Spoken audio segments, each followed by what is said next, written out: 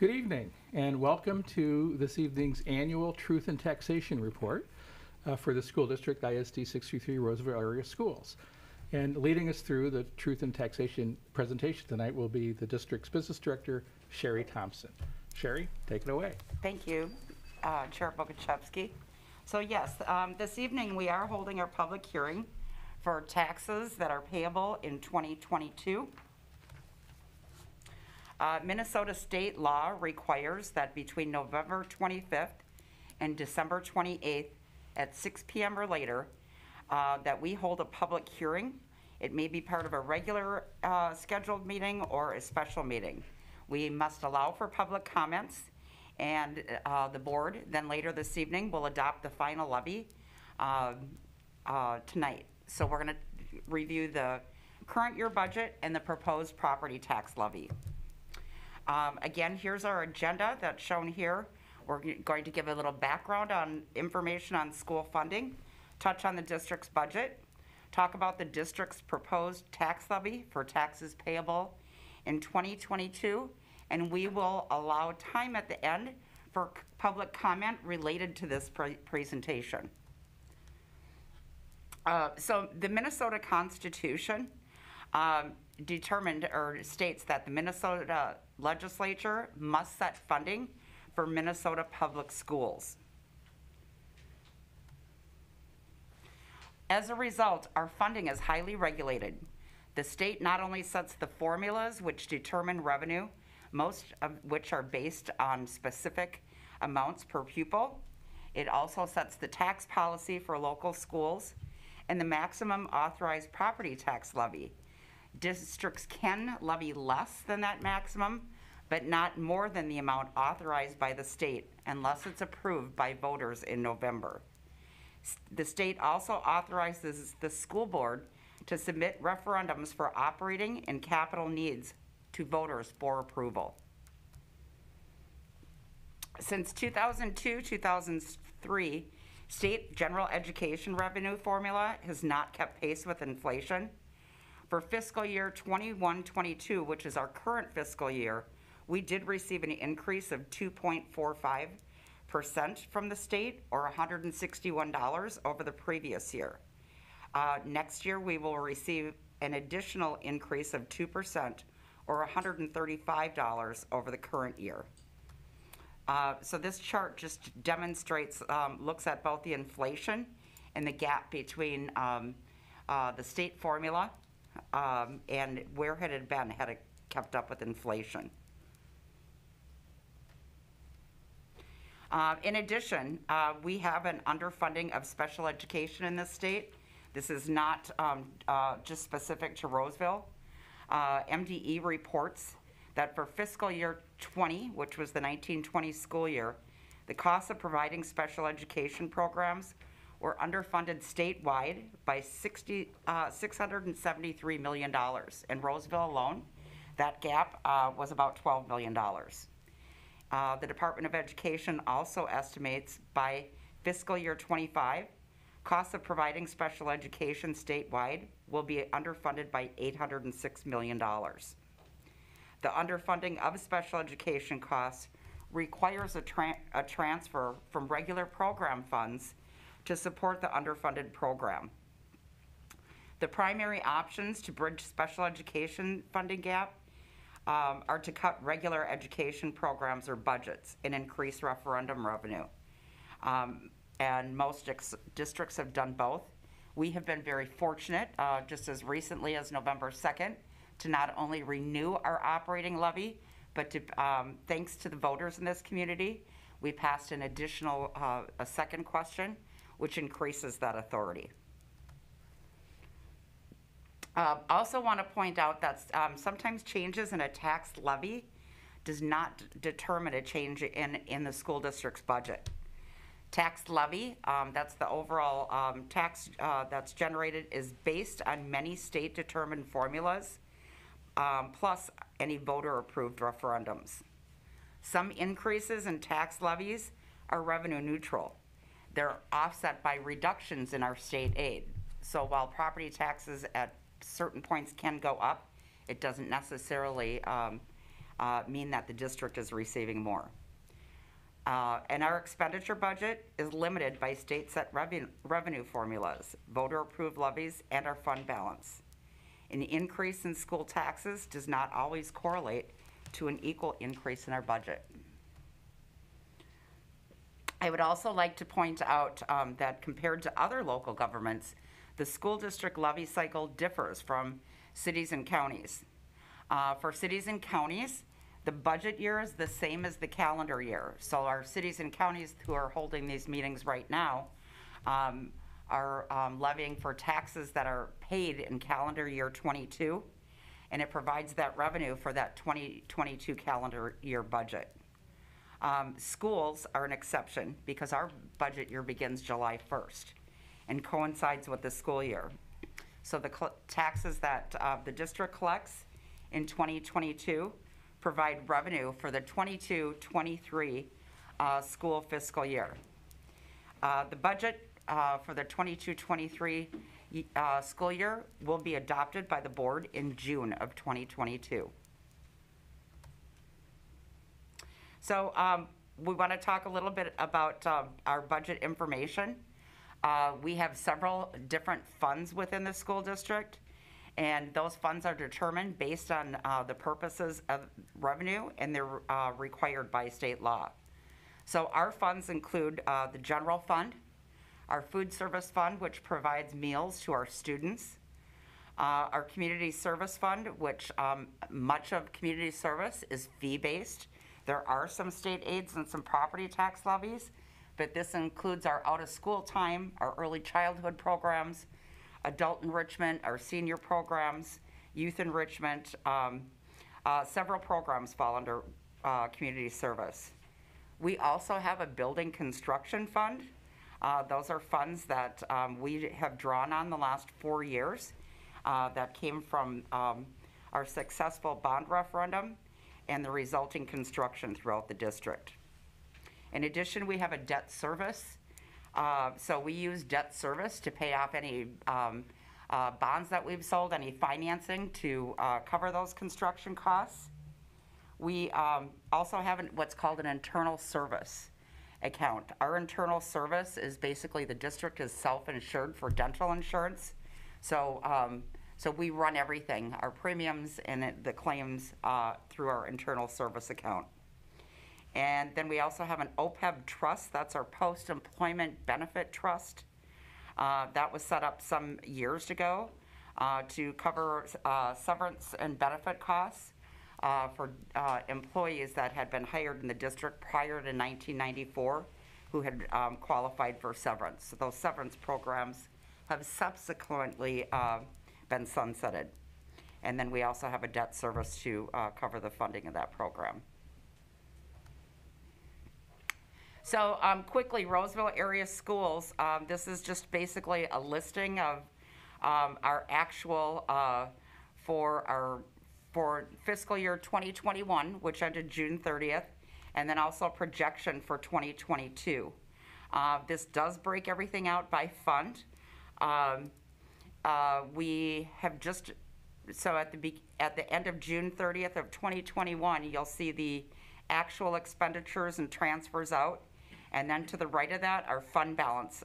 And then in 21-22, those accounts, that was based on our preliminary budget, which was adopted in June. And that budget will again be revised in January. So about a month from now, we will go through a mid-year budget revision because a lot of it's based on estimates in the spring, and now we know what our enrollment is, and we know the staff that are employed here at the district. So we will revise that budget and begin the work for 22-23. So looking at the school district, as far as all funds go, we have a budget of about just under $155 million between all funds. The majority of that, of course, 74% of that, is within the general fund. Again, that covers our day-to-day operating expenses. The majority of that, 80% of that is salaries and benefits.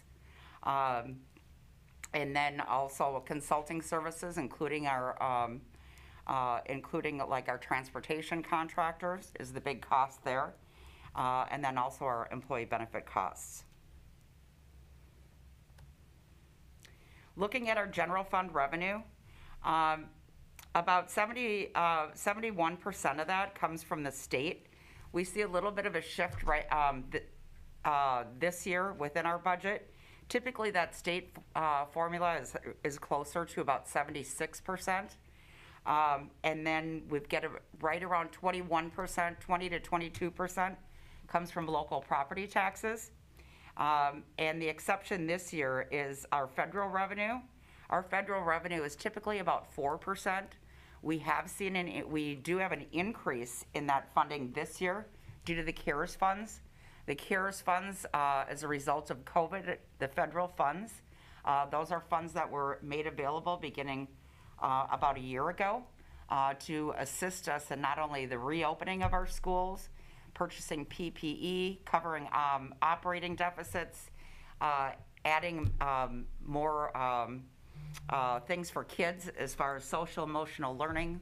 We've used some of that funding to cover our child care costs last year, increase our interventions, and we're actually using some of those funds for some floating long-term subs this year. So again, that's usually a lesser amount. That's funding that will stay in place through September 30th of 2024. Looking at our general fund expenditures by programs, kind of a summary here. So our regular instruction, our regular teacher instruction is about 37% of our budget. I'm going to start there in the biggest, the regular instruction, and work clockwise. Our vocational ed instruction, which is kind of our career tech, that's about 1.9 or $2.2 million. We do spend about just under 21% of our budget on special education instruction. Moving then to the right there, the instructional support services. Those services include like our media centers, some of our instructional technology, and some of our curriculum development. And then moving to the right, that 10%, which is pupil support services, that covers our transportation costs. It also covers our guidance counselors and our nurses. So it's those areas that support our students. And then we spend about 12% on our sites, on our buildings and grounds, and our deferred maintenance. And then there's a very small percent, that 0.4, which basically covers our insurance for the district. And then wrapping up here with our administrative costs. This includes the superintendent, the cabinet level positions, and then also building principals. So our administration is just under 5%. And district support services, those support services are human resources. It would also be the business office, our technology information services, our central enrollment offices. Again, that's about 4.2%. So just an overall look at where we spend those general fund dollars. And our budget, our preliminary budget for the year for the general fund is $116,630,000 roughly.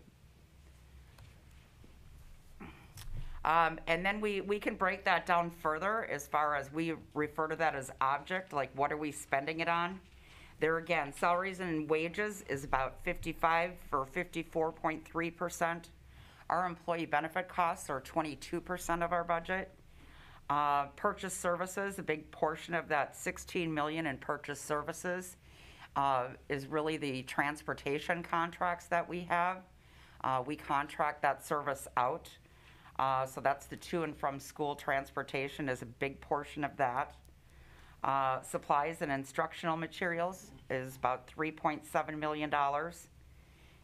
Again, capital expenditures, what's included here in capital expenditures is also some of our deferred maintenance, as well as equipment and technology purchases. So talking, then looking at the actual levy, the payable 22 property tax levy. We'll touch on how the levy is determined, compare that to last year, and then we'll talk about changes in the levy and the impact on the taxpayers. So a little bit of background. Every owner of taxable property pays property taxes to various taxing jurisdictions. The school district is only one of those. There's also the city, the county. There's special districts like the Met Council, depending on where the property is located. Each jurisdiction sets its own tax levy, most of which are, a lot of times it's based on limits in state law. So we set the board sets the levy here based on the formulas that are authorized by the legislature and what's been approved by the local taxpayers. The county then, so it's authorized here or approved here, and then the county sends the bills out, collects the taxes from the property tax owners, and then distributes those funds to the local municipalities. Here's a sample of a parcel-specific notice that's mailed to every property owner between November 11th and November 24th with information on the proposed property tax levy. And again, this is just a template that's used by the state. The one thing that I would like to point out, especially in light of the successful increase in the operating levies this fall, this information was based on the proposed tax levy that was approved by the board in September. The district's operating levy was sunsetting after this year, so that was not included in the proposed because it hadn't been authorized yet because that election was held on November 2nd, nor was question number 2 that increased that authority by $905 per pupil unit. So anyone receiving those notices, again, that was based on the proposed prior to the election that was held in November. So the school district property taxes. Each school district may levy taxes in many different categories, again, based on maximums or categories that are established by state law or voter approved. A little bit of background. There are some key steps in the process, and they're summarized on this next step. So the city or county, the county tax assessor usually determines the estimated market value of individual parcels within the county.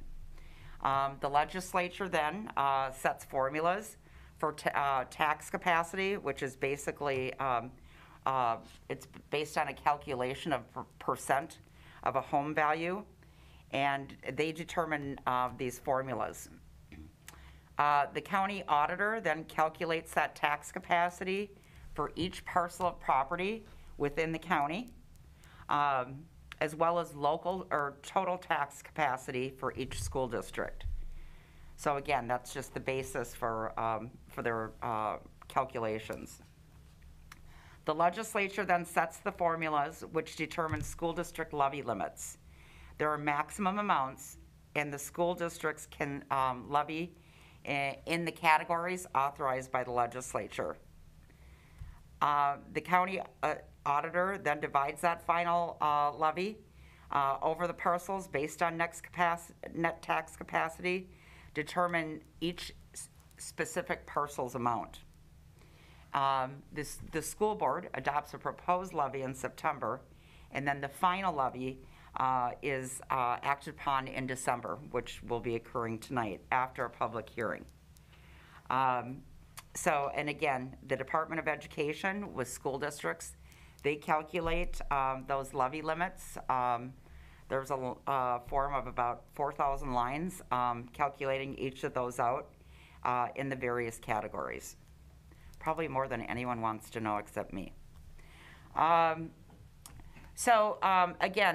just looking at the events and approval of the tax levy, and again, this is for taxes that are payable in the calendar year 22, but it funds our school year or our fiscal year 2022, 2023. So on September 28th, the board approved the proposed tax levy. Again, I think probably the one thing I should have inserted here is then on November 2nd, the district successfully passed 2 operating levies, 2 questions. The mid-November, when the county mailed that proposed statement out, the results of November 2nd were not included in that. There just isn't enough time for any county or school district within the state due to the time constraints. So now we're here for the public hearing. We're going to actually take a look at the end result of the election. So the numbers that we look at will include those results. And then following the hearing, the board will certify the final levy at their business meeting tonight. So the proposed property tax levy for 2022 is an increase of $4,817,000 or 11.7% over the previous year. This includes $14,658,000 of an increase from the proposed levy that was approved by the school board in September, and the amounts in the proposed property tax statements. And part of this is the district refinanced some of its existing bonds this fall, which reduced our debt service levy. Also, the operating referendum renewal in increased questions approved by the voters in the election held on November 2nd. We'll talk a little bit. You'll see some of the fluctuations in the levy, and we'll touch on that in these upcoming slides. So overall, looking at the taxes that were payable in the current calendar year, looking at the general fund, that amount was $26,372,000. I'm just going to touch then on the total for all funds. The total, including community service or debt service, was $41.1 million. Comparing that to the current year, again, I'll touch mostly on the big increases. Looking at the current year for general fund, we're seeing an increase there.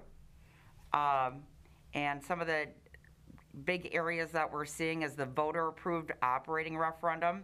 As I stated, that was actually a total of $7.5 million annually, and that includes the renewal, plus the new authority, the additional $905 per pupil.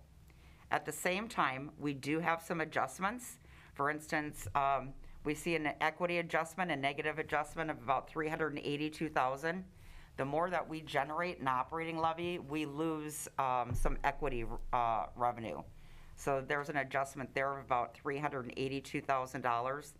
There's some other prior year adjustments there as well as a result of the change in the levy authority. And then there is a few adjustments.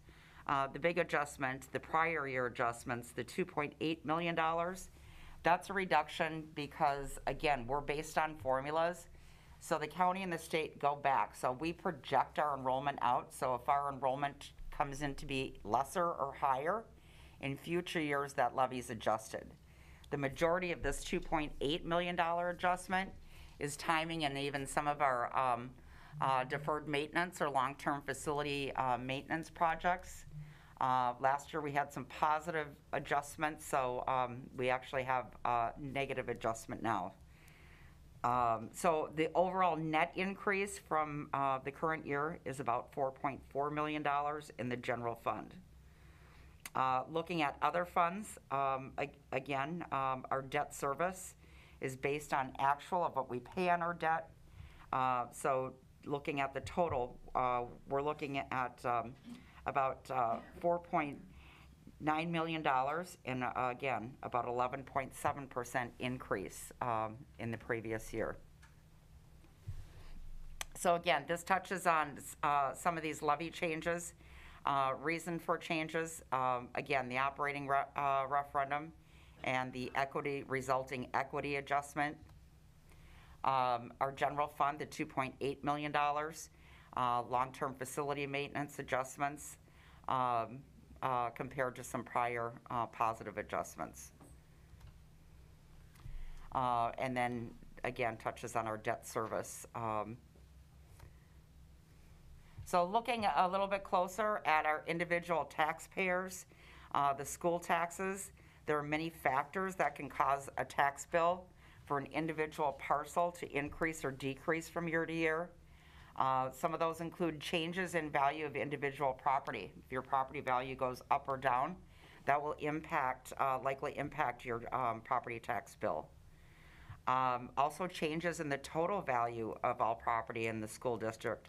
If everyone's values increase, there's a larger tax base.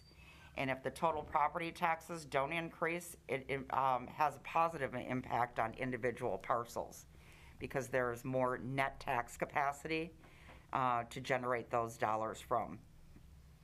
Increases or decreases in levy amounts caused by changes in state funding formulas or other local needs, including voter-approved referendums, also have an impact on individual parcels.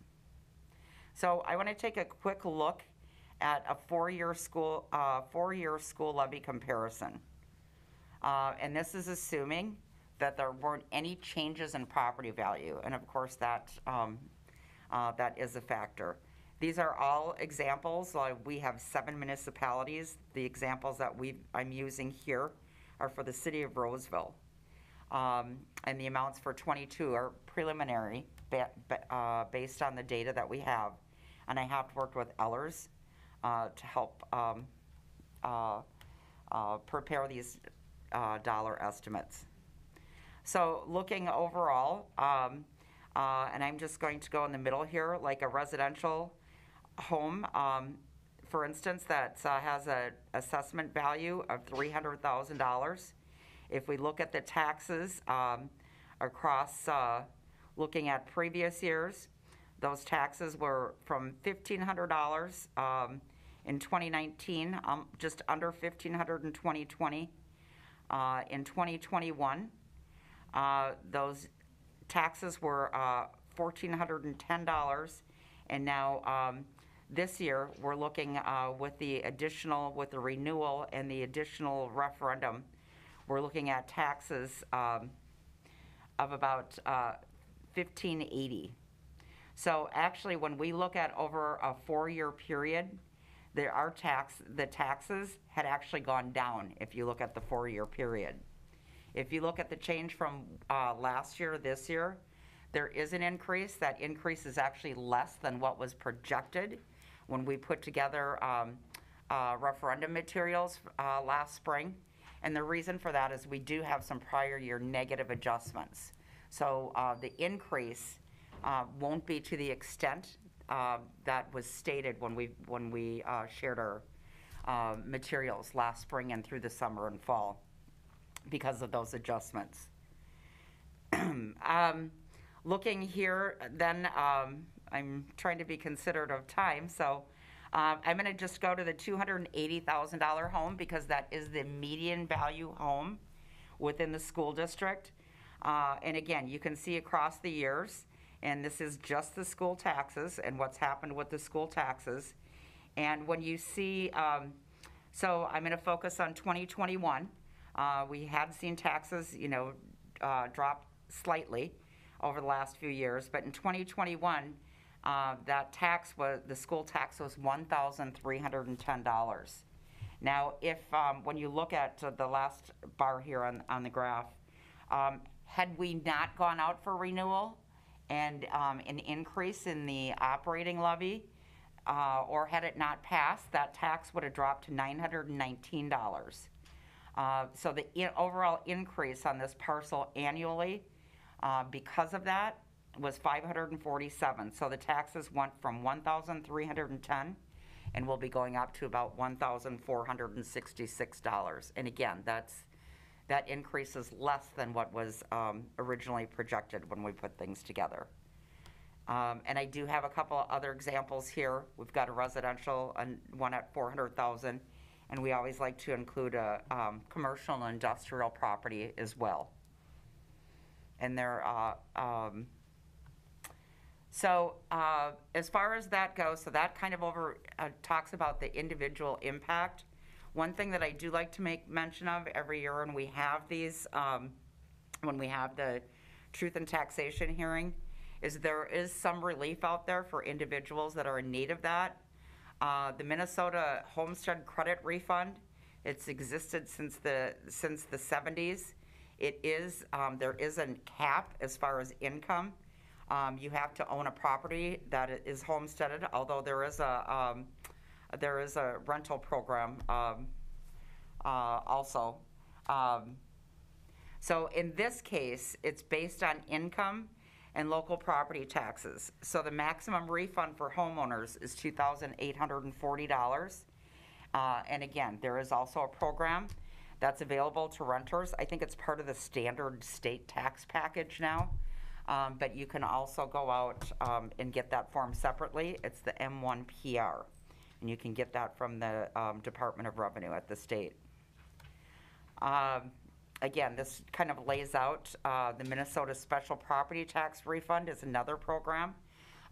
This is based on if you've had a large amount. It's available to homeowners, or again, homestead properties. If you've had an increase of at least 12% in $100 over the prior year, again, you can get a refund for that. It's helpful sometimes in the first year after a referendum. The refund is 60% of the amount by which the taxes increase that exceeds the greater of that 12% or $100. So there is a refund up to a maximum of $1,000. This does not have an income limit, and again, it's that same form. And then the last thing I'll make mention of is the Senior Citizen Property Tax Deferral. This is not a refund program. This allows people age 65 and older with household income of $60,000 or less to defer a portion of property taxes on their home. And there are some rules that apply to that also, and again, I just want to state that this is a deferred property tax. So it's deferred tax plus interest, and is due to be payable when a home is sold or at a later date. So that is not a refund, that's a deferral. So again, next steps, the board will accept public comments on the proposed levy at this meeting. So anything related to the hearing that we've had this evening, if there are questions or comments, we will take those, and the board will certify the levy at their business meeting following this. Thank you, Sherry, for once again a very thorough presentation. And just by curiosity, there's such a lot of material here. Is this going to be available on the website, or if folks have questions? Because a lot of the stuff, if you want to dig into it, this was not the way to do it. Yes, it is available on the website, and then also I'll make sure that my contact information is there. So I'm always open for questions. I've talked with many taxpayers over the years, and we're able even to pull up their property tax statements because they can be confusing, and walked through them in their individual parcel if there's questions on that. Thank you. With that, we'll ask if anyone here does wish to step forward to make a comment or ask a question specific to the truth and taxation presentation that we saw this evening. Anyone wish to come forward? Anyone wish to come forward? It looks like we have no one here this evening who wishes to ask a question or make a comment. So again, finally, thank you, Sherry, very much for a very thorough evening and a lot of information that I think will help clarify things for many of us. So thank you. And with that, this year's annual Truth and Taxation presentation is adjourned.